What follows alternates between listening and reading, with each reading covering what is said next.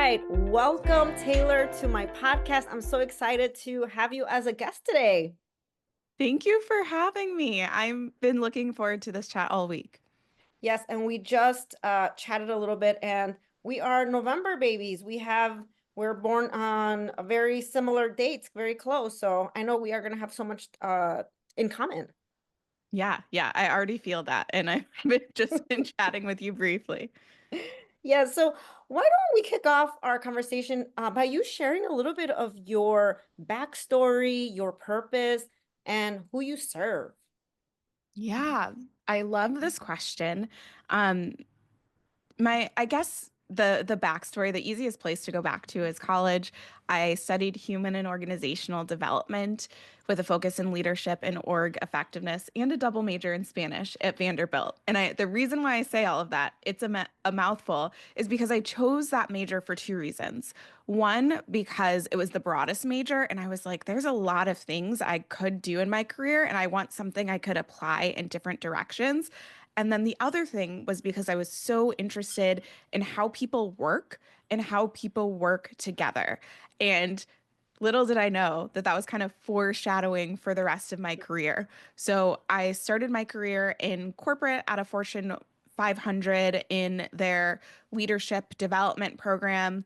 I realized relatively quickly I don't know if like a big corporate environment is for me. So I left and joined a startup as their first full-time employee. And well, fast forward, I worked at a startup owned by the same Fortune 100 that I worked at before. I ended up leaving and working for a large, like a multi-million dollar small business, quote unquote, small business. And all through it all, I was running my own businesses and projects. And I've had kind of this winding career path where I've gotten to flex different skill sets. But the theme through all of it is I just love, for me personally in my work, I love having a tangible impact. I do not feel excited or connected to my work if I can't see that it's impacting at least one person positively. And I also love working with other people and their own development and helping things get done. So that all came together into this career that I have right now, where I serve a variety of folks.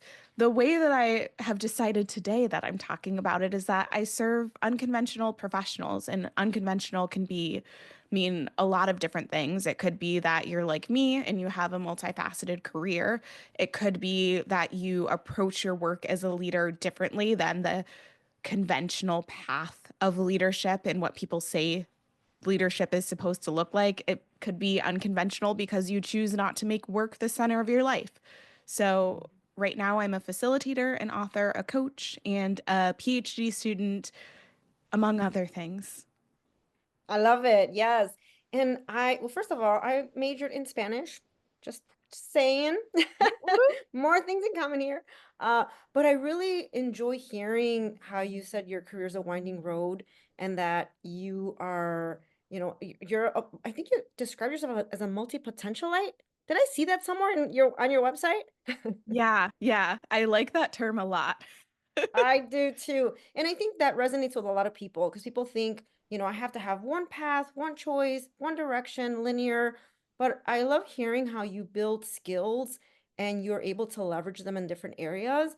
But most importantly, what I'm hearing is the things that you're connected to, what your values, your mission, your purpose, and that you are doing work that is meaningful to you. And for you, it's important to make an impact and to work with others. I think that's so important to recognize when you're pursuing any type of career path. Yeah. And it's taken me a bit to really speak to both my values and also what like keeps me engaged with work or a skill for the long term. So if anyone's listening, this didn't happen overnight, but I am really grateful that now I'm able to speak to those things and orient my career and my life towards those things. And you also help support other people that might be experiencing, the early stages of that. Yeah, I do. So, in speaking about this type of approach, it's a portfolio career. Can you walk Mhm. us through what a portfolio career is and what initially drew you to this kind of multifaceted work, in addition to your own personal experience? Yeah. So I have to whenever I say portfolio career, a lot of people are like, "Oh, Taylor made this up." I heard the term and it felt like it described me. Charles Handy is the first person who used a version of that term. And simply put, I think of a portfolio career just as you having it can look a couple different ways. It's you having either different types of work that you do. So you might see someone who, for example, is a licensed psychologist who has a private practice, and then they're teaching psychology at a university, and then they're also advising startups that are doing stuff in the mental health space. So they're taking that one skill of psychology, but they built these different revenue streams and these different applications for it in their career. The other way that a portfolio career could look, is that you're building these things that are using totally different skill sets. So, and I think I'm somewhere in between both of those, but that might look like you are an artisanal baker, but then you're also a software developer and you also have a surf shop in Mexico. You got me thinking because we were talking about your trip to Mexico that you had before. So those are totally different things. And that's a form of a portfolio career. For me, I would say I'm a little bit in between because I have a handful of core skills that are overlapping. Like there's overlap between speaking and facilitating and coaching, and some of those skills that I use in those areas also really help me as a writer or as someone who builds businesses.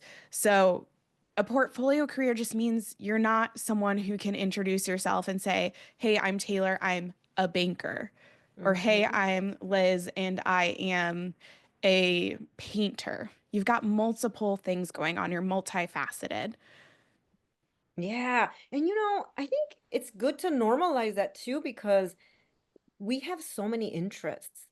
And I find that a lot of people, and when I say people, I'm talking about some, my students and clients, where they feel like they can only devote their time and energy to one thing.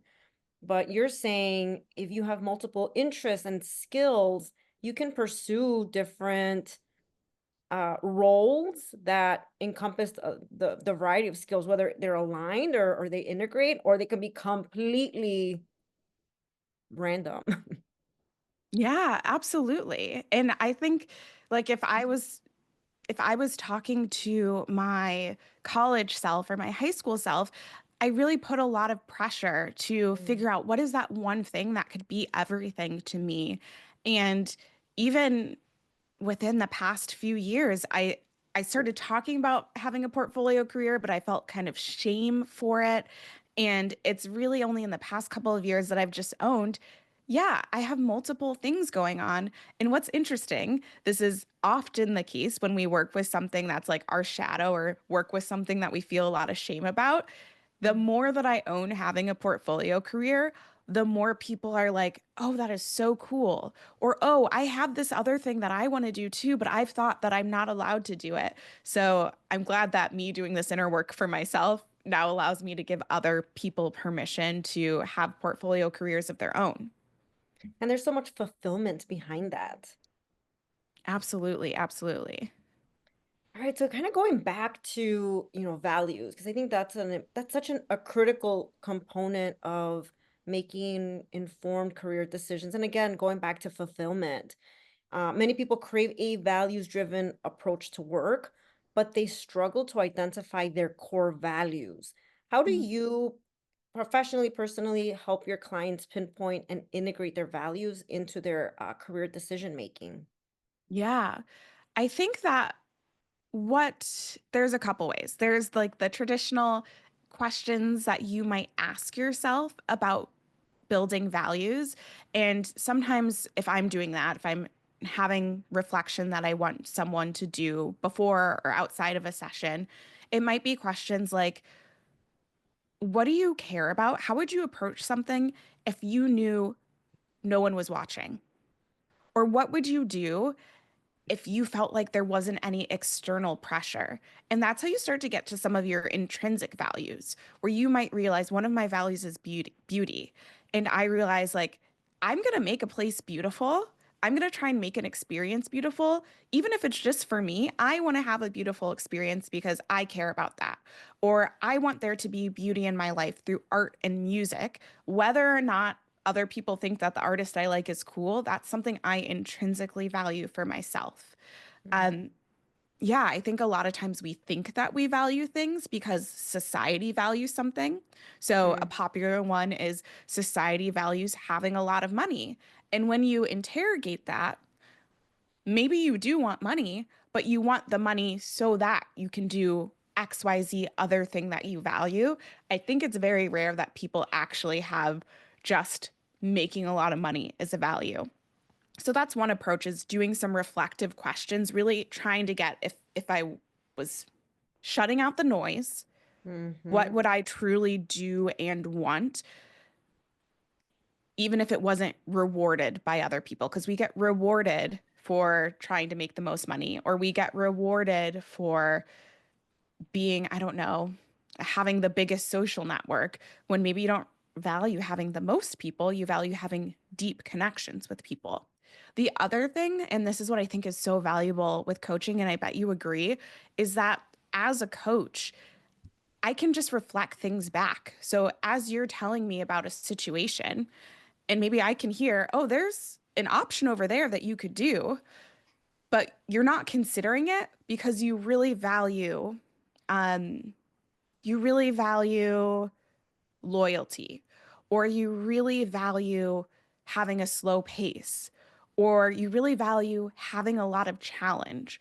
So I can start to hear themes and how you're making decisions. And sometimes it's as simple as, okay, it sounds like loyalty is really important to you, or adventure is really important to you. And I'll have those moments, and I can imagine it right now, where the client sits back and they're like, yeah, I wouldn't have used that word, but you're right. And then Mm. they're like, oh yeah, and here's how I sought adventure when I was making that decision and that decision. And then it becomes less of a subconscious thing and more of a conscious thing. Yeah, I think that introspection is so important when thinking about your values because you're right. I think sometimes it gets tangled up with societal expectations or what you said, the noise, and to be able to separate that. But then another thing that I kind of wanted to mention as you were talking about how when you're doing these reflection exercises with your clients, how sometimes people create these barriers for themselves because they already have that narrative. Like, well, no, I can't do that because I want to be loyal. And it's like, okay, tell me more. What does that actually look like? Or what does that mean to you? And so do you have those experiences too? I know you're nodding your head, yes. Yeah. I love that you brought this in, because the reverse, and that's a lot of times where someone will say a word because they feel like they're supposed to say they value family, or they're supposed to say whatever thing. And then it's Mm, like, okay, what does that mean to you? Or mhm. even something like, okay, how did you learn that this was important? And why is it important to you? And then you realize, oh, this person, and sometimes it is the most random person. It will be like someone from middle school Yes. told me that this thing was important, and I have held on to it with a tight grip for years. So, yeah, getting people to name, this is what loyalty means to me, or this is where this came from. And then you get to make a choice, because Mm, it's just because something is a societal value doesn't mean that it's bad, but it just means that you kind of, I picture you like a sponge, you just kind of soaked it up. And when yep. we start to ask, what does this mean to you? Why is this important to you? Then now you get to make the choice and define it for yourself, versus just being the sponge who's soaked in all of this stuff. Some of it may be really good, like soapy stuff that you want to use, and some of it is like disgusting scum that you don't want to be soaking in. Oh my gosh, that is so it's fascinating you say that because with my students when they say things and like dysfunctional beliefs or thoughts about just major exploration or why go into a particular career and they'll say, "Oh no, well that doesn't make good money," or "That's not really good," or they just have all these thoughts. And I'm like, Who says this?" "Well, people say it." I'm like, "Which people?" And it's like, I heard it somewhere." Okay, let's go back and really for people to do research and really think things through as opposed to like Well, someone told me, like you said, random. That's interesting because that's very common. Yeah. One of the questions I ask is like, who is they? Because people will Yes. say, what would they think? And it's like, who is Is they? they? And sometimes Yes. they don't know. Absolutely, yes. Uh, okay, so we talk about fulfillment. You talk a lot about fulfillment at work, and making sure that you don't feel like your job becomes your entire identity. I know I have this conversation a lot, especially with established professionals. But what are some practical strategies or mindset shifts to cultivate a healthier, more holistic sense of self? Absolutely. I love this question because I think, as someone who enjoys doing a lot of things, even though I've got a lot going on in my career, I still can want to be identified with those different pieces. So, this is work that I have to do for myself. And I would say, especially over the past couple of years, I've really dug into this. And there's like two things that come to mind for me. So, the first is to start to build interest outside of work, because we can just get in our like, I work, work, work, and then I'm tired, and then I just watch Netflix and I do whatever my family obligations are, and then I'm done. So, really starting to build things that you're interested outside of work. Whether, like for me, I started playing piano again. I haven't done that since I was a kid. I started dancing again. I hadn't done that for a decade. And now I have these things that I look forward to. And I've started to, now I'm a piano player again. Again, now I'm a dancer again. I have these new interests and identities outside of who I am at work. And if you're wondering how to develop those interests, I think it's really good to think about what you did when you were a kid. Hmm. There's like almost some inner child stuff that you can do when you choose as an adult to gift something to yourself versus maybe you were forced to do something before. And I'm a big, big fan of trying to figure out how you can do these things in community. So if you can sign up for a league or a class, something that's going to hold you accountable. Because I would guess if you are pretty keyed into work, you probably live by your calendar. And so it's going to be really easy to say, oh, I don't have time for this. But if you know I have tennis class on Tuesdays at 7, you're more likely to show because you paid for it. And now you're going to start making friends at tennis who expect you there. So that's the first thing, is building those interests outside of work. And then the other thing is really build relationships with people who love you no matter what it is that you do.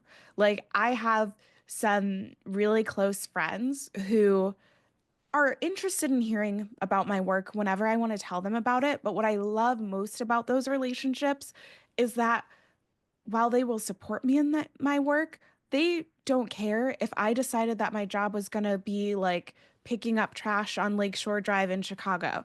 Like they would support that. They would love me regardless. They don't care about what I do.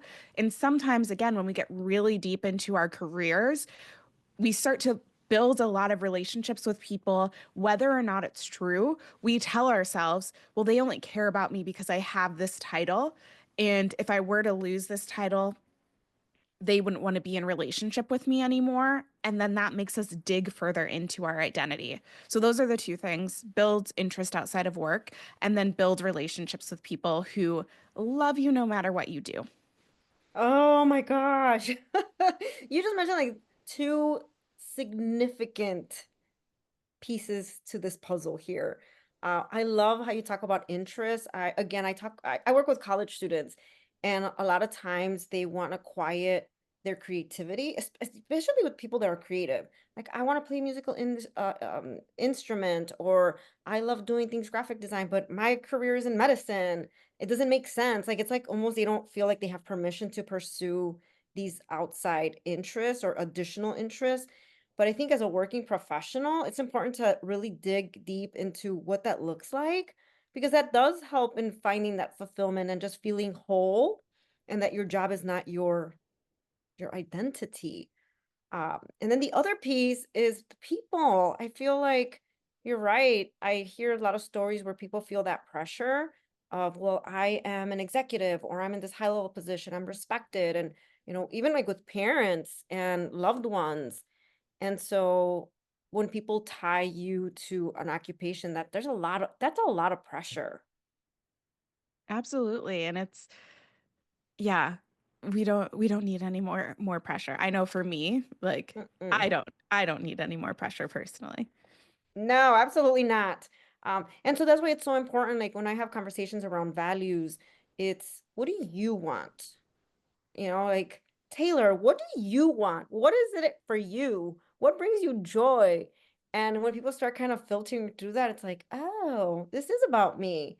I always say, who's going to pay my mortgage? Who's going to go up to my job, every day, show up, not anybody else but me. So I think that's just it's perspective for sure. It is. Yeah, I love that. I'm like, oh, I need to jot that down for myself. It's so true though.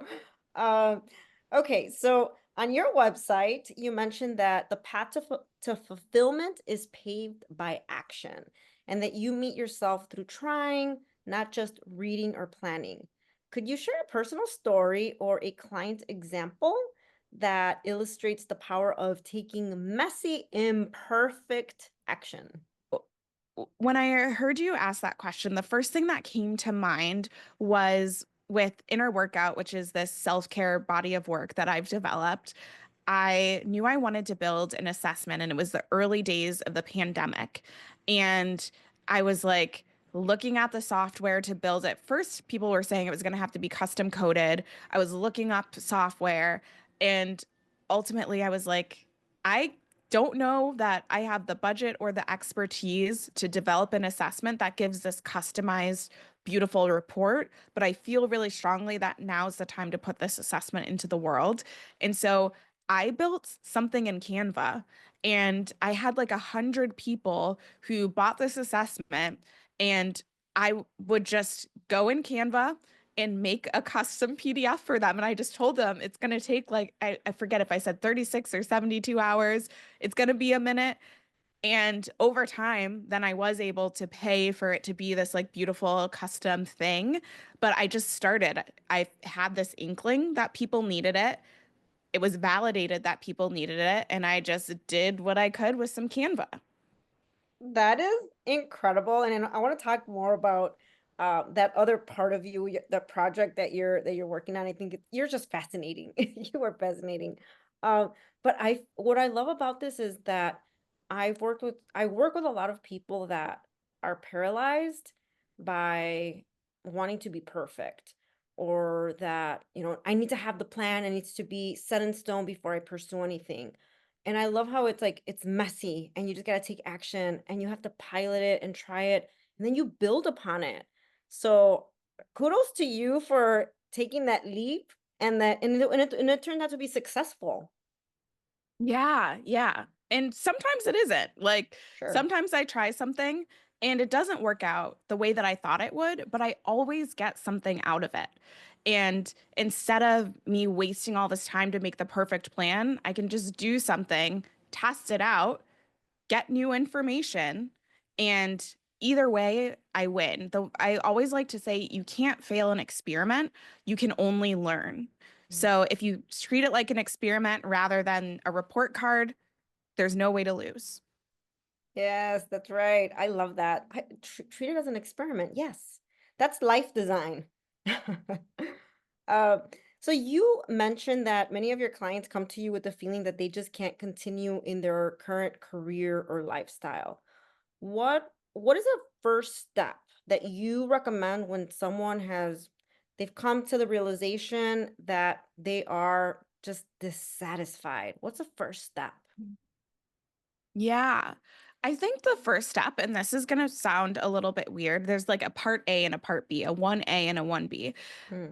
is to just celebrate and appreciate yourself for being honest. It is so hard to admit that you worked to get to where you are and you're not enjoying it anymore. And so, just to appreciate the fact that you've created a space where you can be honest with yourself about how you're really feeling, and to do that without any shame or blame. I truly want it to be like I'm picturing you almost giving yourself a hug or writing in your journal, like, I appreciate you Liz, or I would say to myself, I appreciate you, Taylor, for being honest. That's part A. And then part B, from that place of celebration, appreciation, no shame or blame, is to start to see what specifics are making you unhappy. Because you could say broadly, I hate my job, but what do you hate about it? Is Mm, it that you feel like you're not challenged anymore? Is it that you feel the schedule doesn't fit where you're at anymore, or your life has changed? You have a family or you have other interest, and the way that that job was working for you in the past isn't working for you now. Or we could keep listing out things. It could be interpersonal things at work. It could be that you don't see a place to grow. But taking that broad, I don't like it here, and see if you can find, like, I think three is a sweet spot of three things that define why I don't like it. And it could be really small things too. It could be like too many meetings is a mm. smaller thing, or it could be as big as this is not the industry that I want to be in anymore. Yeah, I think that's so important. Again, peeling that onion, right? The layers of like what's the root of this? And having those questions. I think that's why it's so helpful to talk to either a career coach or a mentor, someone that can really ask these deep questions because I find in working with clients when they're dissatisfied, it's I love that you say celebrate how you got there and all the things, right? And there's no shame, but your values change. Or like you said, there might be, your family dynamic has changed and recognizing what that is and also identifying the things that you did find joy because when you make that leap into the next chapter of your life, you can find things that align with the things you've enjoyed about the career and then maybe screen out, filter through the things that don't serve you anymore. And that's okay. We're evolving all the time, right? Yeah, I love that build of what did you enjoy too? And yeah, you're right. Like, you're supposed to be evolving as a human. That just means that you're living. Yes. Yes. And that it's okay. And I think this is what I appreciate about portfolio careers as well, is that you're able to build, just continue building. And that it's kind of hard to reach that point of stagnation as well. Yeah, yeah. It's definitely something I've appreciated about it. Absolutely. Now, you obviously have a lot of different talents and skills, and you talked a little bit about your techie skill set, your artistic. And so I imagine that the combination of all your interests and skills came about this inner workout app that you referenced a little earlier. What sparked the idea for this app? And then how does it align with your broader mission? Yeah. So I have been really interested in helping people practice self care, which I talk about as listening within and responding in the most loving way possible. And as you have heard me talk about, I care about action. And sometimes people don't take action because they feel like they don't have the time to take action, or they don't have the knowledge to take action. They don't know what to do. And so with Inner Workout, I just wanted to help people, one, find more time for self care, and then two, practice self care with the time that they have. So, one part of the app is that you can use it to lock yourself out of Instagram, TikTok. Well, TikTok might be gone for now, but those apps that distract you, it's not just like the screen time where you can exit out of it. It's like you'll get a pop up that says, past you was looking out, and you can't go into this app until whatever time you've determined. And then the other part of it is that there's a library of over 100 meditations that are all 10 minutes or less, and then these 14 courses called journeys, and they're between 3 and 10 days, and it's these mini bite-sized things that help you really build skills around self-care. So the whole thing is to help people take action around self-care, which really feels aligned to my broader ideas of helping people find fulfillment. Yeah, I think that is very interesting. I have to check out your app. I love that there's some discipline that is required to be able to say, okay, I don't want to access my social media for, 4 hours. And it's like, I changed my mind, but it's like, you can't go in. I love that you incorporated that because I feel like a lot of stress and anxiety comes from, scrolling through social media. And so I think it's so brilliant the different facets of your app and how it aligns with wellness and being your holistic self. So this is very very interesting, and I hope people check out the app. I'm all about meditation and well-being, something that I continually practice myself. And I think that when we take care of ourselves and we are able to take care of others and the people that we're serving, but it's ongoing. It's like you never arrive. It's something that you have to keep working at it, right? Um, okay, so are there any upcoming services, programs, or resources that you would like to share with our listeners today? Yeah, so I am building out a few videos on my YouTube channel that are talking about three of the frameworks that I'm really working with right now. One is all about how to get ideas off the ground. One is about the idea of magnetism, and it's not like a metaphysical magnetism. It's really about how, if you look at a magnet, it's all these little electrons moving around and how movement draws things towards you. And then the last one is called the whirl effect. And so those are going to be coming out on my YouTube soon. And my goal is just to take some of these things that help me make sense of the world and help me take action and share them freely with other people so that they can take action too.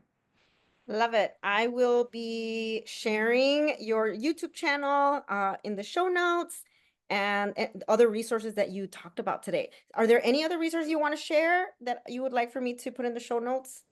Yeah, I think if you're really interested in the self-care stuff, there's that take care assessment that I mentioned. It's a free 75 question assessment that helps you measure your well-being and gives you personalized practices, three personalized practices based on your results. Fantastic. Thank you for sharing that. Now, how can people connect with you? The best way to connect with me, I would say, is either on LinkedIn or on my newsletter. And okay, good. People subscribe to the newsletter. What is it called? Uh, it had a name. I was calling it All Worked Up for a while because I was thinking about the ways that we feel at work and about our work. But now it's kind of just my My newsletter. newsletter is the name. Gotcha. Gotcha. Well, you people will know to anticipate some goodies there. Taylor, it was such a pleasure connecting with you. You are amazing. Thank you for sharing your knowledge and your insight. And I wish you continued success in your career portfolio. Your portfolio career. My tongue is twisted here. It's a Friday night. I mean, career portfolio, portfolio career. I am receiving all of the well wishes, and thank you, Liz, just for having me. This was such a good conversation, and you gave me a couple nuggets that I need to reflect on once we log off, I love it. All right, well, we'll stay connected. for sure.